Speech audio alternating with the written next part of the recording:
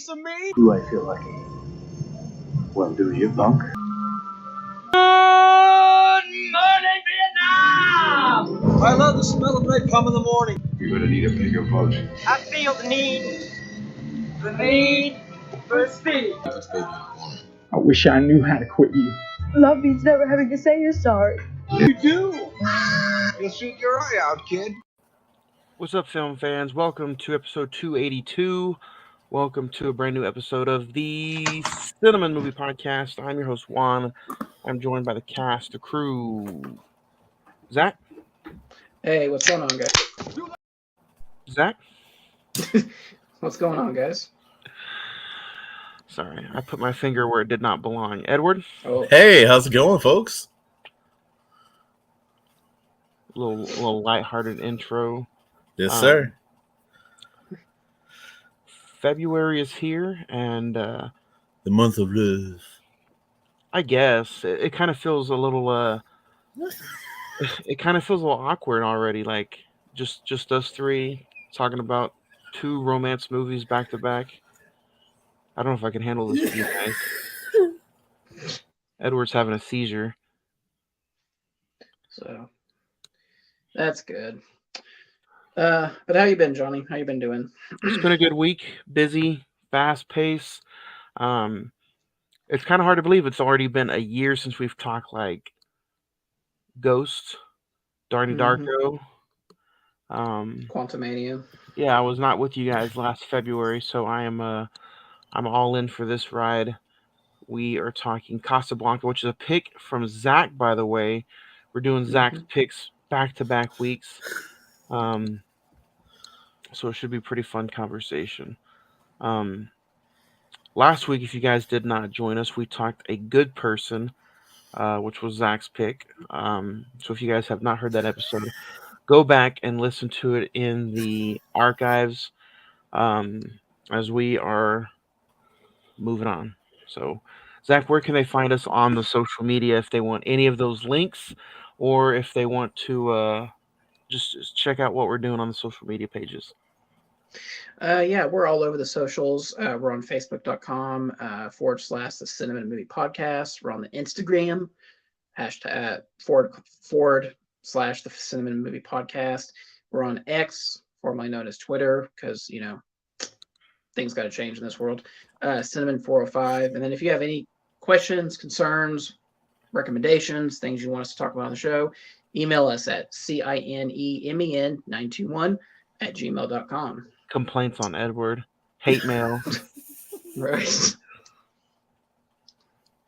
Um, How you been, Ed? Besides the laughing gas that you snorted before you got on the episode. Swear to God, dude. No, I've been pretty good. Work, can't complain about that at all. Well, Thursday and Friday I could because I was a elevator guy for both days, but I can complain. Do you want me to complain?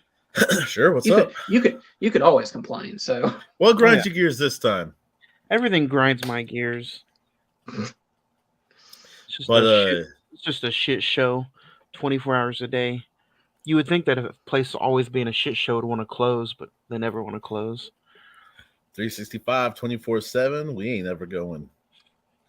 But nah, man. There's a new shit show opening up in town in a few days. I know. Well, a little less than 2 weeks, but ain't nobody counting. Ooh, some news about anything or no? Not yet. Let's get into some recent watches. Zach, what about you? Do you have anything you want to recommend that you've checked out? No, it's been a slow week. Just been still watching True Detective Night Country on the Max. Watched Casablanca for today's episode again. And really, that's about it. I've just been going through my movies that are going to be for our top 5 plus 5 in 2023. So 2023. What a year. Yeah, it's a pretty good year. It's all right. It was a roller coaster. That's for sure. Yeah. I've been on a JFK kick lately, and it started with I watched JFK One Day in America, documentary from the National Geographic, which is on Hulu right now. Very interesting, good documentary. So that got me in the kick of just wanting to rewatch a bunch of JFK stuff. I've had splitting headaches the entire time I watched JFK stuff. So I wonder why. just my mind was blown. So after I watched that documentary, which I highly recommend, I checked out Parkland, the Zac Efron movie, which Oh is yeah, not bad. it's really good, and I kind of forgot like how many people are in it. The guy from Smallville's in it, Paul Giamatti, which we'll be talking about in a few weeks with the holdovers. Um, Tom Welling. yeah, that Yeah. guy, Yeah. Zac Efron, Yeah. Billy Bob Thornton's in it. Oh shit. It's a very good movie. And then I watched JFK with Kevin Costner. The first like 5 minutes is about the actual assassination, and then everything after that is um, Kevin Costner plays a Louisiana attorney, and he's trying to piece together the, he it's pretty much, how can I put this? He's trying to prove that it wasn't just Oswald who acted alone. So if you like courtroom dramas, it's 3.5 hours, but I highly recommend it. And then I started my next franchise. Yesterday I started Rocky 1 and 2. I have the rest to go through. And then I think after the Rocky movies, I don't know. I was doing a little dabbing and maybe thinking about the Alien franchise and just doing like I don't know if I don't know if I should do the Alien movies plus Prometheus and Covenant, and should I add AVP in there, or should I just do the first 4 movies and then the 2 prequels? Do that shit right. I've never seen AVP, so I don't know. And I know they're What? Yeah, I've never seen Really? them. Yeah, Do I know it right, dog. they get a lot of flack. I mean, true. And then But do it right. I'm a big supporter of IMDb, so I also had this thought in my head of like, what if I just start at the very bottom of IMDb's top 250, and just go through what I have and just knock out their top 250 list. It'll probably take me all year, but I don't know. I'm sure that You? I'm sure. I think it'll it'll be take good you 'cause 3 months. You have all those movies essentially. Like, I don't have all 250, but that'll give me something to like, oh, here's number 250, and then I'll go on and so forth and so on. this man, I'm sure, has knocked out at least 185 of that 250. Yeah. So, I And mean, then- unless and then you when want to he's- do when a he- bunch of reviews. And then when he comes across one that he doesn't have, but it's stuck. Yeah, there you Right. go. You Yeah, can just stock CDR. I don't have I have Best Buy. 250. Yeah, no, Best Buy's gone. No, they still have a couple that have them, but not much. But they're not getting any new shipments in. So they're just selling what they have. And I went there. Yeah, I went there this past weekend, and they don't have any like fucking deals. Like they're all full price still. Yep. And I'm like, geez. I did pick up some stuff from the Walmart. And the But they're- $5 bin.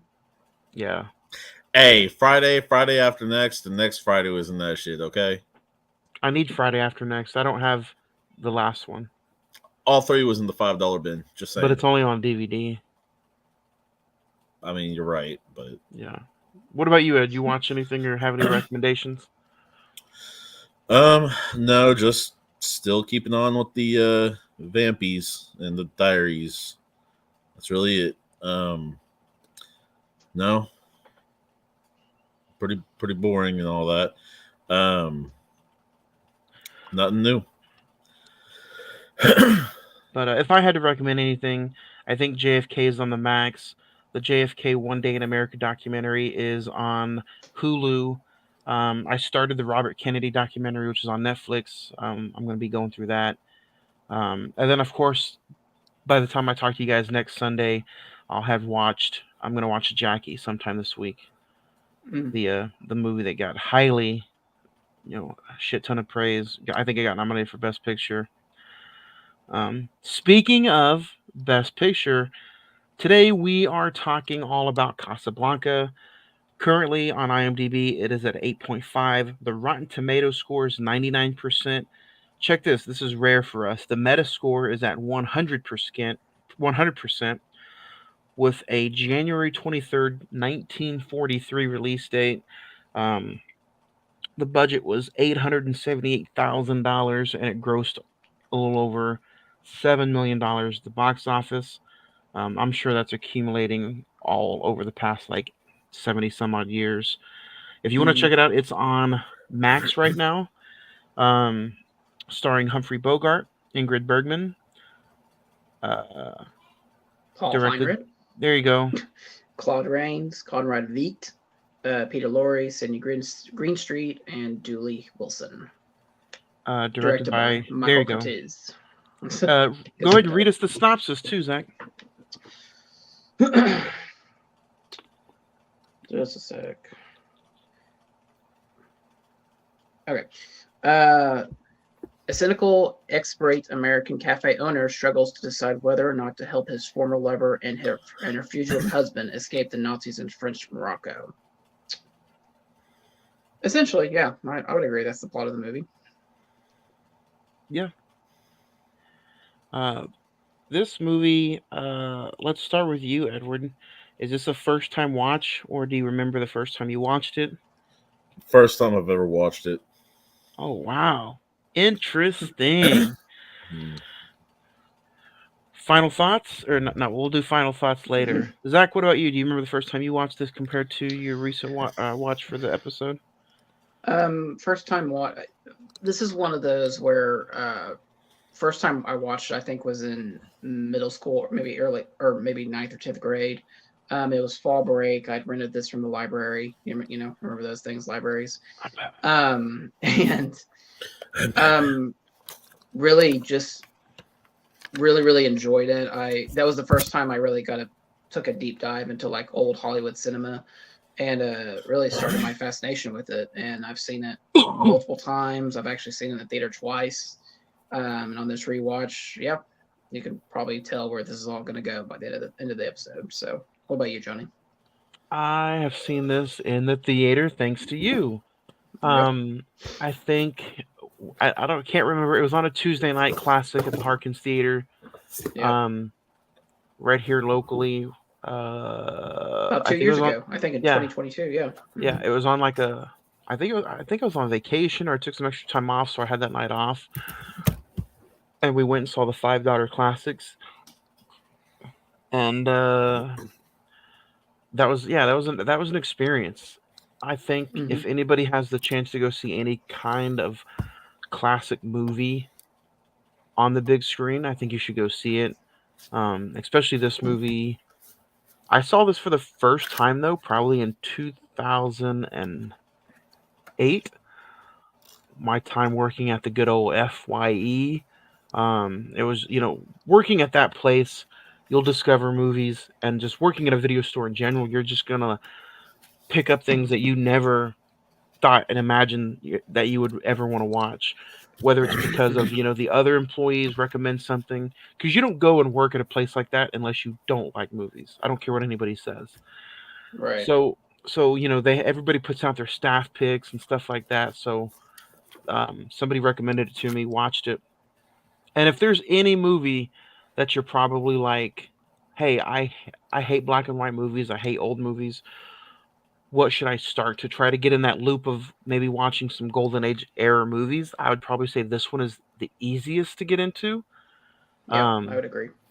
But other than that, like this recent time around, I don't know if this is let me know if this sounds bad to you guys, but this movie is so embedded into my mind. I've seen it so many times, and I know the story, I know the plot.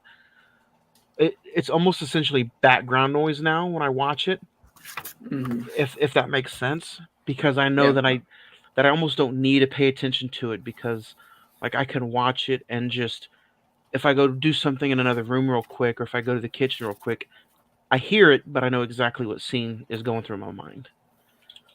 Yeah, no, I agree with that. I can have this on like if I'm just working and just listening to it, and I know exactly what scene it is, what's going on, how the characters look, the cinematography.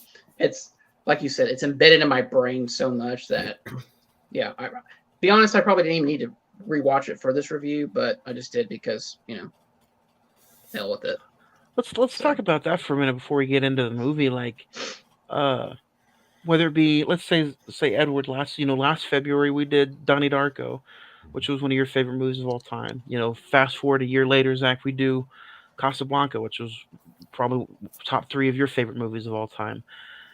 When it's that much of a favorite, do you guys go through and like, okay, I should probably let me rewatch it before I talk about it just to get a refresher, or are you just like, seen it 100,000 times, I don't need to watch it? How do you guys go through that motion of, before we review a movie, if you've seen it or not, will you watch it again before we talk about it on the episode? Usually I go ahead and watch it again before I actually talk about it again on an episode. Maybe I've forgotten something. Maybe I overlooked something. Like we've stated on different episodes throughout this entire podcast journey, sometimes you can watch the same movie 25 times, and that 26th or 27th time, you'll catch something new. Or, man, I forgot he did the clothes like that. Holy crap. Man, okay, yeah, Grandma Death said this, or, said that, or whatever have you. Like, just different stuff. So, I something like that. It's more of kind of like a love and respect kind of deal, for that matter. It's almost to the point, kind of like combining what you two just said of, I've seen it so many times, but the reason I've seen it, I love the movie so much, but I can see past the actual plot of the movie and notice background things and different caricatures, and the camera did this at a certain point. It's just it's the fan being a fan of a film has the ability to also dissect it without actually like pulling at its threads, if that makes sense. I mean, honestly, I could compare what you were just talking about, Juan, to, like, for me, something like Harry Potter. Every single one of those movies, I know them front to back. It's and I know some of those things to catch that they did in the movies that they didn't do in the books, or vice versa, which was a lot, but yeah, just different stuff like that. I just think it's kind of cool just to rewatch it just for that possibility. What if it's something that's like, say it's a movie that you didn't really like and you watched it like 6 months ago, but we're getting ready to talk about it next week. Like, say it's Cocaine Bear, and it's a movie that just like, would you rewatch it before that episode, or would you go off the bad memory you had 6 months ago? I'll rewatch it again.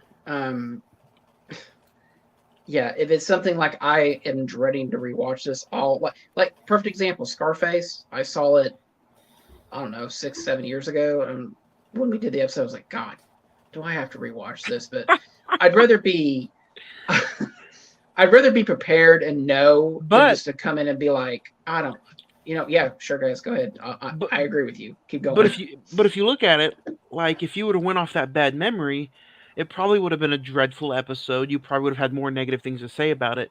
But since you took the time to rewatch it, you're like, it wasn't that bad. Yeah, there's only been a couple movies that I've actually kind of skipped and not really watched just because I did know them. But that was mainly because I didn't really have enough time throughout the week to watch. That, like I said, that's been less than, I think, maybe 3 total. So there's that. But speaking of rewatching, let's get into what we're here to talk about. Casablanca, 1942. Let's go back in the time machine. Let's go back to the 40s. In a time of right smack dab in the middle of World War II, this movie was released. Zach, this was your pick. It's your birthday week. Let's explain why pick this movie. Yeah, so I essentially, obviously, this is one of my favorite movies of all time. Zach is in the driver's seat. Yes, zero crash and burn. I think I'm interested to hear what. If I could find a way to do that, I would. I'm curious to know, like, because this is an old movie, because this is black and white, like you said, Johnny, because it's from the 40s. Does anyone care about this movie now? Obviously, it is a sentimental movie. It's considered one of the classic movies ever made. For me, it was, like I said, it was my window into that type of filmmaking, into like, okay, so it wasn't all about special effects. It was about storytelling and characters and how to have good moments, and for you as an audience member to want to be part of that. I know how I feel about this movie, but Ed, I'm scared. But go ahead. Like, what was your thoughts when the movie was over? Honestly, I tried to watch it twice this week, man. Go ahead. Tried to watch it twice, man, and it's not mine. It's not in the library, bro. I'm sorry, it's not. Yeah, that's I, for some reason, I felt like I like time skipped in this movie, and there's not a lot that I remember of it. You know, I mean, some of the bar scenes were kind of cool and kind of like, you know, what was it when the one guy in the, I think within 20 or 30 minutes of the beginning, when the one guy was trying to barge his way in, and the head was like, yeah, nah, I know who you are. Yeah. Your money, it's good at the bar, but it's not good in here. So bye. You're lucky the bar's open to you. Yeah. Exactly. You know, the black dude playing the piano had some suave to him. I'll tell you though, like I feel bad to a point. Like I said, I tried Thursday and I tried today watching the movie, and I watched the entire damn thing, and I feel on both times I time jumped.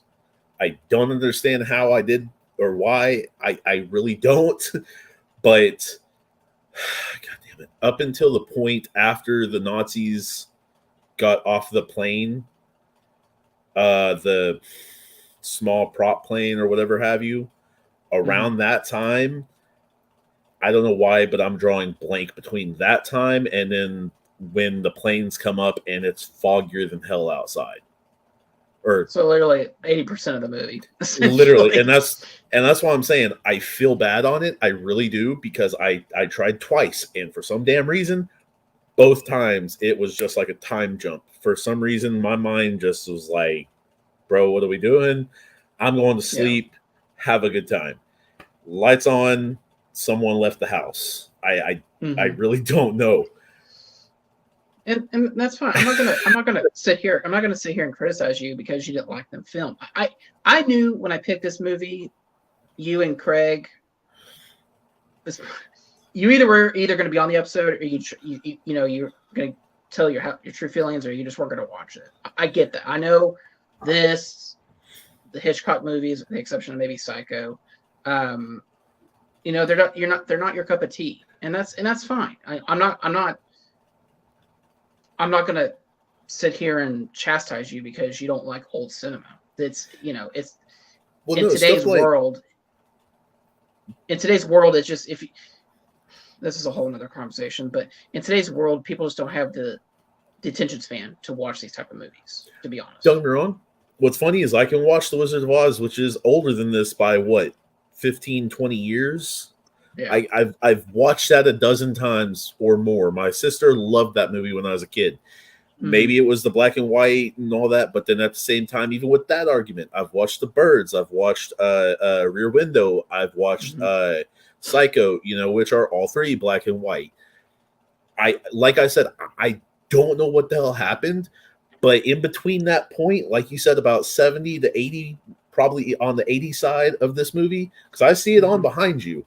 And don't get me wrong, like I visually recognize that, but you don't have no idea what's going on in the scene now. For some reason, like I said, it was like someone left the house and said, "Yep, I'm good." I don't know. I didn't fall asleep. I know that for sure. My nephew was even watching it today with us. And for some damn reason, I don't know why, but it just pops through from, I'd say 35, 40 minutes to like the last 5 minutes. As they say, goes in one ear, out the other. Seriously, and I've never experienced something like that. Like, I've been bored as hell at movies, like the 5-Year Engagement or something like that. I've been bored as hell at movies. Don't get me wrong. But this is the first movie I've ever gone and tried to watch not once but twice, and like blanked on 4/5 of the damn thing. I really don't know why. I'm not. It's like, don't get me wrong.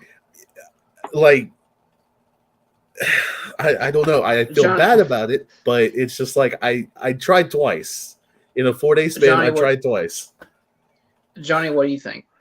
What do you think about the movie? Since it's it's not everyone's cup of tea, and like I agree with you. I mean, out of all the black and white films of the 40s and 30s and 50s, Best Picture winners, this is easily the easiest one to watch. And I think we agree with that. At least that. I think it's due to the fact of it being the love story. Some consider it also like a really great war movie. It's also being in that conversation of like, I mean, because Metascore is 100, Rotten Tomatoes 99, and those are both audience scores. And you got to sit there and wrap your head around the fact of it's essentially about Humphrey Bogart's character who does a good deed and gets his ex mistress that he had an affair with in Paris, and he gets her husband out of Casablanca, which if you're in Casablanca, it's hard to get out. It's smack dab in the middle of World War II. You got some Nazism going on. Rick has made his living, his lifestyle in Casablanca, and she just stumbles upon him. Little do you know, you find out later in the movie that she, they met in Paris, they had a weekend, and then she just leaves him a Dear John letter, and shags ass. And then he later on in the movie, the 2-bit whore comes back, and he his feelings were crushed, man. And at the end of the day, he sacrifices so much because of the woman he knows he can't have. He lets her just, he sacrifices, and essentially, I assume he sacrifices everything, because you really don't know what happens after the plane goes off and Ingrid gets away, or Ingrid's character goes away. But everything you just said is what makes this movie. A lot of people could watch this. Probably people now in today's world, they would watch this as like, why are you wanting to sacrifice for her? She broke your heart, stomped it into a bazillion pieces, and left you at the train station. Why would you do that? And essentially, I think that's why the character of Rick is so appealing, is that, when we first meet him, he's cynical, he's neutral, he doesn't care. As he says, I stick my neck out for nobody. He doesn't care who, what, when, where, why. But at the end of the day, he still has morals, I believe. Like, I'd say he's the moral character of the entire story, because literally just those few thoughts right there, as well as what I do remember from this, it was kind of okay. So this is in the middle of the war. If I'm not mistaken, this was around the time that the United States gone into the war, give or take a couple of months. Yeah, we were already invested in it. Yeah, that's what I was thinking, because I'm just like, this is talked about the W2 in the middle of the bitch, not at the end, not at the beginning, but directly in the middle of the bitch. Yeah, but it's kind of that thing was USA was like, don't care, not in it, cool, sorry, not mine, not my yard, and then all of a sudden everything happened, and we're like, okay, first off, now, okay, fuck it, I'm good. Well, I mean, this scene that's playing right behind me is I don't know if you remember the scene, but it was when he like rigged the game of roulette in order for this woman and her fiance or whatever to get enough money to get the visas to get out of the country. He wouldn't have to care. He could have said, no, you're not underage, get out. But he was just like, she brought up the idea of, would you do something for someone that hurts you or you truly cared about? And that kind of brings up everything that he had to deal with Elsa, and be like, yeah, you want my advice? Get out. But at the end of the day, he still does a good deed. And then when what I was going to say was in the when he's talking to the rival the saloon owner, he asks, how much do you want for Sam? And he says, I don't buy or trade human beings. So I think at the end of the day, he is someone that cares. He is someone that does have morals. He's not willing to sell Sam because, I'll offer you a bunch of money for him, So it's an interesting character profile, if you will. Yeah. And you look at so many of the one-liners in this movie, or the classic taglines, or that's another thing about this movie. What makes it just so timeless, I guess, is the one-liners, the taglines. It's probably some of the greatest cinematography shots ever made. The acting is completely perfect, at least between Humphrey Bogart. And even back in the day, an hour and 47-minute movie, hour and 45-minute movie was probably considered a little lengthy back in the day. Yeah. So there's probably, even though this is a classic, I'm sure there's probably a scene or two that you cut down to make it 130. But I agree. At least with me, there's probably a scene or two where I'm kind of like, does this really need to be in there? Maybe we can cut 10 minutes off. But I can see where one could get lost in the whole fascination of the movie. Like, I could probably see if you start the movie, if your sole attention is not on the movie, it's gonna feel like, why am I watching this? If this is your very first time watching it, Ed, this is yours, right? This was your very first time.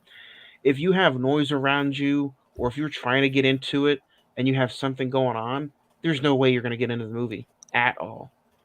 Yeah, I would agree.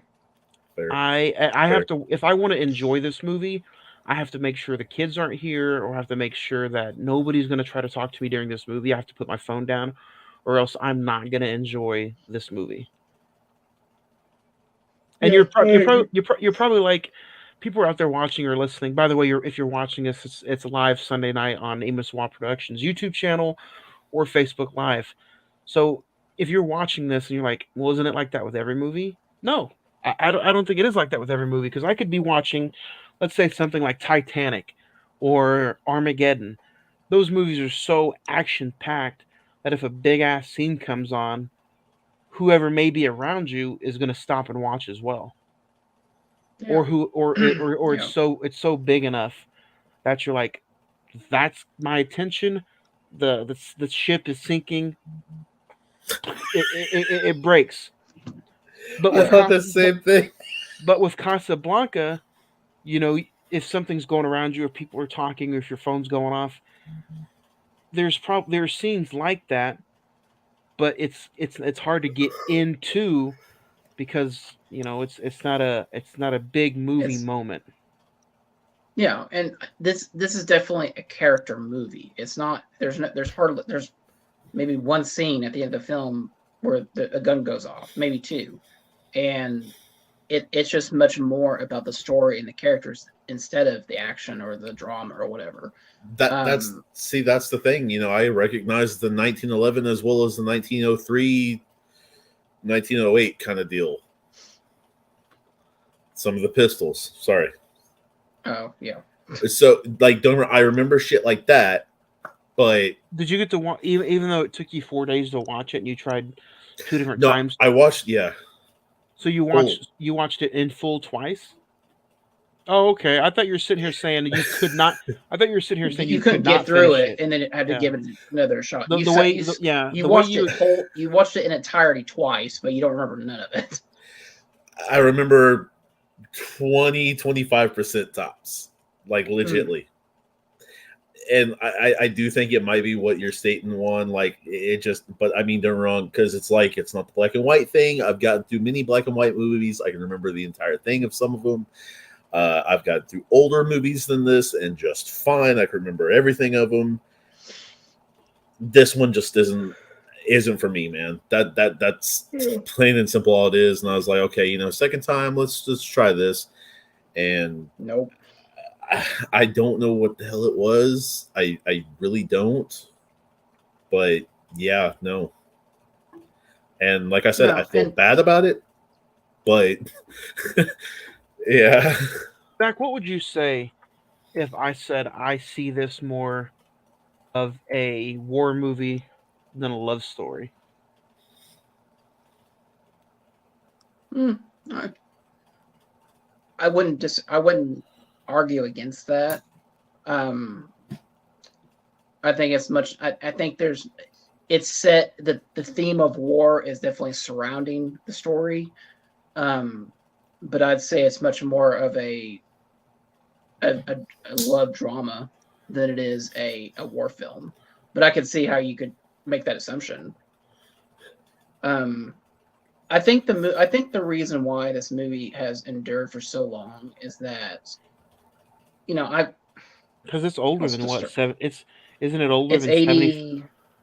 it's almost 84, 85 years old, I Hmm. think, almost by this 82 point. years old this year. 82. Thank you. Mm-hmm. To put this in perspective, like I'll start going through my stuff. I have read this, which is essentially the whole history of the movie, like from the making of it all the way to the premiere and like how it's endured all this time. And one of the things it says in the book is that nobody, the cast, the crew, the director, no one thought this movie would be remembered. Like there were so many films during this time that was being made, either for war propaganda or for try to lift the spirits of the American people. That this was just going to be like another, 1 year, no one's going to remember this movie. Fast forward 85 years, some people call it one of the greatest movies ever made, essentially. And that to me is just like it's so interesting why this film and not the other hundreds of movies that was made back in 1942 or 1941. What how come this one survived but they didn't? And Okay, so yeah, because you've got like stuff like Bambi, Yankee Doodle Dandy, mm-hmm. the Palm Beach Story, Gentleman Jim, My Gal Sal, Captains of the Clouds, Cowboy Serenade, Flying Tigers, Captains of the Cheeks is an adult film. Holiday Inn, Eagle Squadron, Woman of the Year, Tales of Manhattan, The Man Who Came to Dinner. And that's about 8 or 9 that just came out in 42. Yeah. So I mean, and a lot of them had to do with, like you said, Johnny, just the theme or the thematic nature of World War II that was still going on during that time. And that, yeah, it's always interesting. And for me, one of the scene where they sing the whole, like the Germans they're singing their national anthem, and then they start singing La Mazrelle, which is like the French theme. A lot of those extras, a lot of the actors, they really escaped Nazi Europe during that time. A lot of them are refugees. A lot of them were, even the main actor who played like Colonel Strauss, the main Nazi, he fled Europe during that time. So it was kind of contradictory that he would play Nazi, but he didn't feel, obviously he wanted to play the part as good as he can, but he felt an obligation not to be as menacing as the Nazis were back in the day. So, because I mean, at this time they didn't know how it was going to go, and I mean, the Axis powers still had power at the time. Like they weren't, they weren't sure on what was going to happen. So it is still kind of a big deal that they actually did this movie. It got recognition like it did, and kept the recognition like it did, as well as like, all this, like inputting all the different things that it does. Because even these days, a swastika or that symbol is not really looked at. Even with a frown, it's looked at more with hands. in a lot of And ways. I'm surprised. Like this movie got nominated for 8 Oscars. It won 3, including the biggest Best Picture. But Humphrey Bogart getting left out for Best Actor this year was completely like, who else would win that year? The voiceover actor for Bambi. Bambi doesn't talk. No, but I'd rather watch this 100 more times than I would Bambi. Fucks up. Who wants to watch a fucking deer get shot? That was his mother. In 1942, Gary Cooper won for How Green Was My Valley. Oh, I have that movie. So that was that. The one movie. And he played Sergeant York in that movie. But like, how many?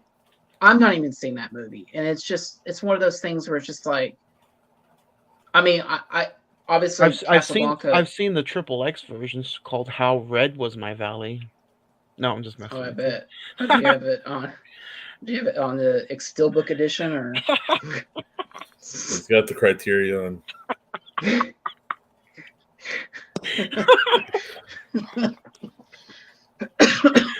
Oh, that's great. What do you guys think about Ilsa as a character?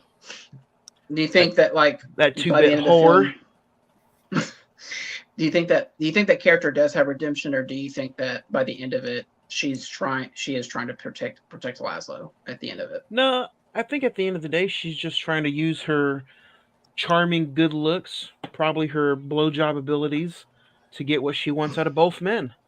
Honestly, like every time I do see this movie, it's not a negative because that's just a character.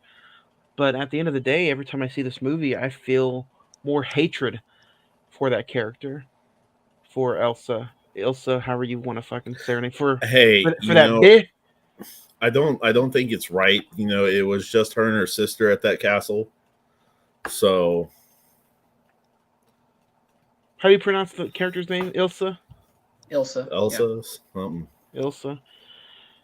B. No, but like in all seriousness, no, I don't. As a character, she's there, but like me watching the movie, I don't have any sympathy for the character. I think she was up to no good, trying to get whatever she could out of anybody from the get go. Like if this movie was made today, it'd be in a 2.5-hour movie, and her and Rick's Paris scenes would be like probably 35 minutes of the entire movie. A whole hour. Yeah. Probably throwing shades of gray in that thing. Yeah, so like I think she was up to no good from the start. And I think, she used Rick for what he was in Paris, because her man was obviously locked up. She just wanted that good old-fashioned D. And then Big Mitch. Fast forward. She just wants a big Rick. Fast forward to oh my gosh. Go listen to our Birds episode if you want to know what that's about. Fast forward to Casablanca. She's doing whatever she can to get her and her husband out. I wonder if this is Mitch's dad.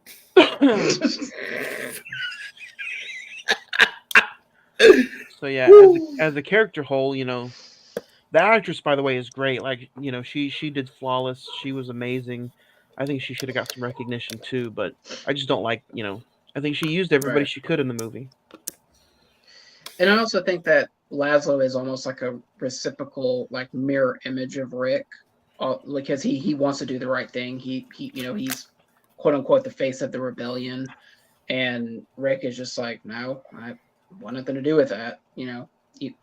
That's your job. That's fine. I'm a saloon keeper. That's all I am, essentially. One of the other things I think is just so. I think part of the reason I enjoy the movie so much is like when we talked about Rear Window a couple years ago, how in the courtyard, like the apartment courtyard, there was all the different caricatures going on. There's like all these little mini B stories. The same thing can be said for the cafe, in that when you walk in there, there's all different types of things going on. People trying to get visas, people trying to just having fun, drinking, gambling. Other people are trying to secure their futures through a way of passage. It's just one of those things like the cafe itself is a character essentially, and I enjoy that. It's one of those things that you talk about when you watch a movie. I just notice different things every time I watch it, essentially. So, and to me, that's what a movie should do. If you sit there and watch a movie for, if you've seen Donnie Darko and I know every single thing, then to me, some of the magic runs out. But if you can sit there and watch it and see something else, that's what a good movie should do. Even if it takes a few other viewings, honestly. Mm-hmm. Captain Louis, he's pretty much the comic relief in this film. He just wants to get him some, And but he also sounds like he wouldn't mind some of Big Rick either, though. There's a scene where he's like, if I were a woman, I would want Rick. So don't ask, don't tell. Yeah, I mean, in the book, there's they kind of allude to that, and it's just, I think sometimes you read too much into it. He's just one of the. I think he's just a comic relief, and he wants to be a playboy when when in reality, like, no woman would want him. And something else, like the casual comedy in this movie is just so on point. Like when Rick tells Sasha, the bartender, says, "Take Yvonne home and come right back," and he's just, "Yes, boss." Like he's just so disappointed. Oh, the bartender. Yeah. Yeah. Bartender. The small side characters that even though they may only have like a scene or two, I agree, they're written very, very well. They get their time. Same as the pianist. Yeah. Good old Sam. Yeah. Play that number for me. And Sam, that was actually a big deal back in the day, and that up to that point, black actors, actresses, they would only play the slaves. They would only play like the housekeepers or the servants or whatever. This is the first time in an American-made film that a black man actually played something different than that type of stereotypical role. He's a piano man. He's a jazz man. The funny thing is that Dooley Wilson had no concept of playing he was a trumpet player. So when they asked him to play the piano, when you go back and watch it, he's doing the typical motion, the stereotypical piano playing. And so it's like, okay, anytime he was on scene playing the piano, there was actually a real piano player standing behind him that could actually do the score and the songs that they wanted him to do. So, and that just shows you. I mean, I know some people bring up back in the day about, I'm sure there was a shit ton of racism and stuff going on, but at least the movie that we're talking about, I feel like Sam had some of the best written lines throughout the whole movie. Yeah, like for at least any side character, he was probably, would you guys agree? He's probably the most important character in the movie besides your top two actors. I even think he's more important than the officer or the admiral. Louis, yeah. Yeah. The funny thing is that he just randomly disappears almost the last 2/3 of the film. But I think I agree with you, Johnny. I think he's definitely the moral compass to Rick, essentially. Because essentially, when he's sitting there like drinking himself into a stupor, he's just like, dude, let's just get out of here. Just like, why are you worried about her? Let's go fish, whatever. It's just, Well, because he knew, I think that's why he disappears, because Sam knew no matter what kind of trouble she'd get him into, he'd fall through. That's why Sam was just wanting both of them to get out of there, because he knew at the end of the day, it's pretty much she would say jump and he'd say how high. Exactly. So I think that's why Sam was just written out to disappear. Yeah. The climax of the movie, the airport finale, I think that truly shows at the scene of the foggy scene at the end of the movie. That shows that was Rick coming out and being the hero, I guess you could say. Because at the end of the day, he's just like, I know you want to stay with me, but you won't last. You're not going to last. You're going to hate it with me. You need to go with your husband, and he needs you on his side or by his side. And I got things to do too, you know. And so, I think that's why you're talking about Johnny. It's a selfless act in the way that he still loves her, and that's why he's willing to do what he does at the end of the film. Yeah. And if you are curious, I didn't even know this was a thing until a couple of years after I saw the movie, but back in 1998, they wrote a book, a sequel to Casablanca, and it takes place right after the movie ends. Really? And it's like it's a sequel and it's a prequel because it also tells about Rick's backstory in the 1930s in New York. And you know, can we get that in a movie adaptation? Dude, I'd pay for it. I'm not even lying, because it's, you know, it's actually pretty cool what they do with this. I know a lot of people don't like it because it's like, well, you shouldn't touch an original classic or whatever, but it's just, you know, it's someone had the idea of like, hey, you know, what would happen after the plane goes with Ilsa? What happens?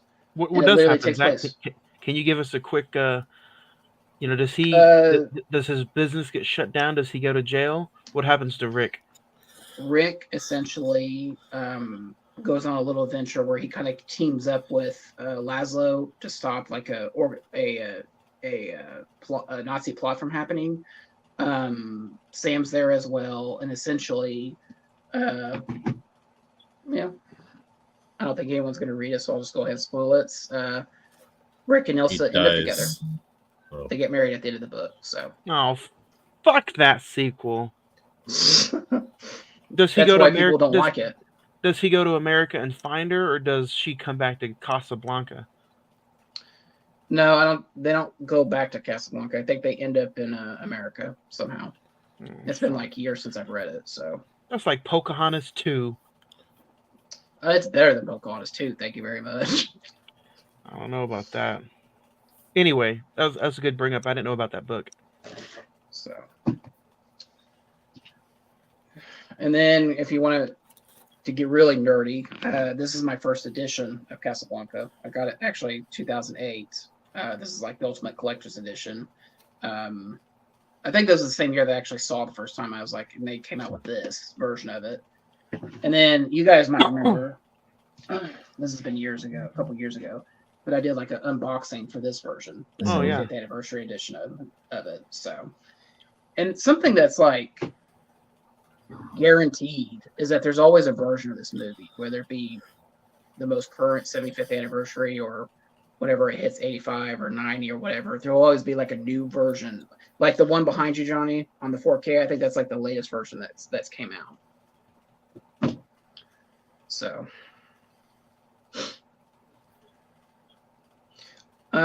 so overall, man, I get it's not your cup of tea, man. I know it isn't, but I'm glad you watched it. At least you can say you've seen it. So, yeah. Does anyone have any favorite scenes that they want one or two, or just a particular moment or in the movie that they really liked? I mean, the part kind of like what I mentioned earlier about the guy trying to come in and all that good stuff, and then being denied. I was like, damn, okay, homeboy just got a bouncer, and the bouncer's like, boss, and he's just like, nope, shakes his head at first, and dude's like, nah, sorry about that, and then dude tries to come in again, and he's like, all right, what you talking about? Right behind him, and basically old Sam starts playing the piano not long after, and goes. I like that. That was pretty good. What about you, Johnny? I would have to say I like when Sam plays the song for Rick, and he's like, if she can handle it, I can handle it.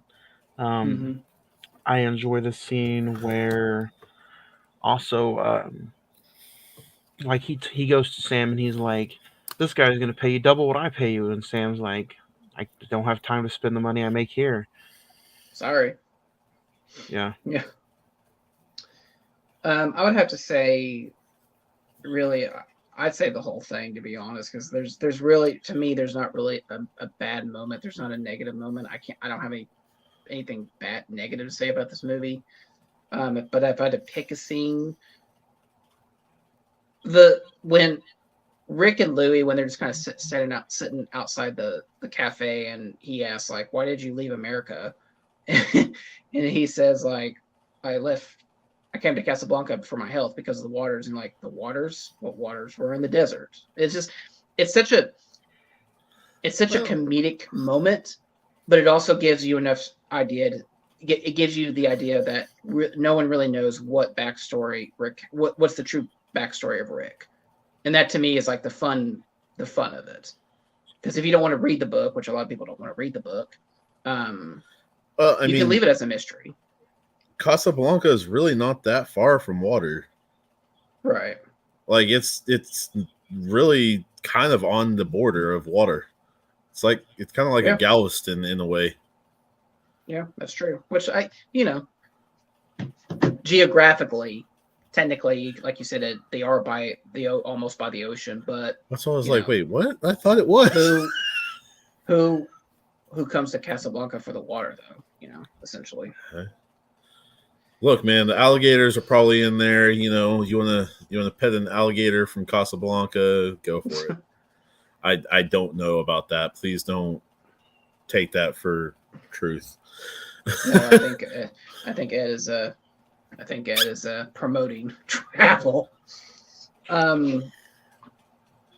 Star rating? Oof.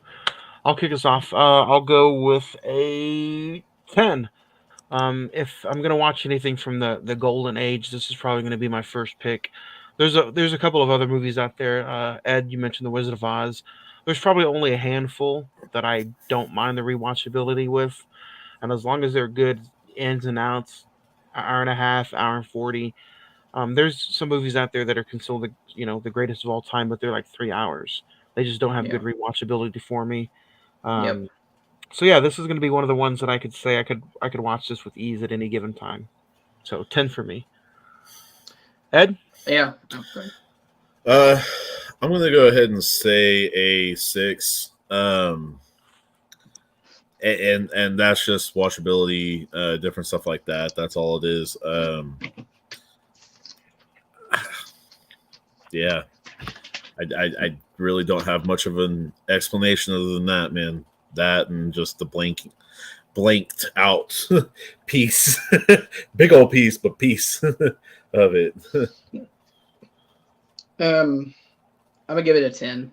It's one of my favorite movies of all time. The production design, the cast, the acting, the characters, the story. Again, it's one of those movies that I can watch over and over and still find something new about it. And that to me, it's like what I said, is what films should do. Yeah, I love this movie. So I'm glad we finally got to talk about it. I like the pickings of the two movies though, because next week we're talking about almost essentially the same kind of love story, except it's a 2023 version. So I enjoy that we're going to do these movies back to back. One's from 1942 and one's from 2023. There's a little pickle in between both love stories, but I think it's going to... I like how it's going to probably change this conversation going forward, because we're talking about a love story from 1942 now to 2023 to see how much times has changed. So next week is not only is it an A24 movie, Yay. but it's one of the movies being considered for Best Picture this year. Past Lives, for you two, if you don't own it, you can check it out on the Vudu channel. So yeah, Zach, you interested next week? Yeah, I'm interested to rewatch it. I'd seen it when I was trying to wrap up the 2023 films of last year, so it'll be interesting to rewatch. Fine. What about you, Ed? Have you got to see it yet? I have not. Another fresh one for me. What you scarfing on over there? Little taco. The tacos. So it should be fun. Any final comments before we close the coffin on Casablanca? I just say give it a chance. Like I said, you know, And it's on I the know Max, right? it's on the Max, so there is an easy way to watch it. So speaking of next Sunday, we're talking Past Lives, 11 a.m. if you want to watch this live before Super Bowl Sunday. Next week is the big game. Do you guys have any final predictions for 49ers Chiefs? I'm gonna go Chiefs, man. Still going 49ers, man. I think the Chiefs mojo is not all there this year. Man, I want to say that because I don't want to see the Chiefs win another game, but just when you think their back is up against the wall, they find some way to win. You are not a liar. So, and they just got done pretty much essentially beating one of the top 5 offenses in the league. They did struggle against the best defense in the league, but when they had to get it done, they got it done. The 2 touchdowns outdid Baltimore. I'm gonna go Kansas City 17. I think it's gonna be a weird Super Bowl game. I think it's gonna be. I think San Francisco is gonna do some field goals. Yeah, So I think it's gonna be. I'm I gonna think it's do, gonna be a low. It's gonna be a low scoring game. I think. I'm gonna do 20-12, Kansas City. And I think all 12 points, I think all the points are going to be field goals. I don't think 49ers can get in the red zone. I'm going to say 21-17 49ers. And I see probably the last touchdown the 49ers get probably at the last few minutes, to be honest. We'll see, but I don't know, man. I'll say 24-17 Chiefs. So, yeah, next Sunday, if you want to watch this live, you can watch Past Lives at 11 a.m. right here on Emaswap Productions YouTube channel or Facebook Live. And then the podcast version should drop soon, immediately after. So, yeah. Other than that, guys, another fun episode. We kick off February with Casablanca. I think that should do it. Any other final thoughts, or you guys ready for next week? All good to go. Here's looking at you, kid. Rest in peace, Carl Weathers. See you guys next week.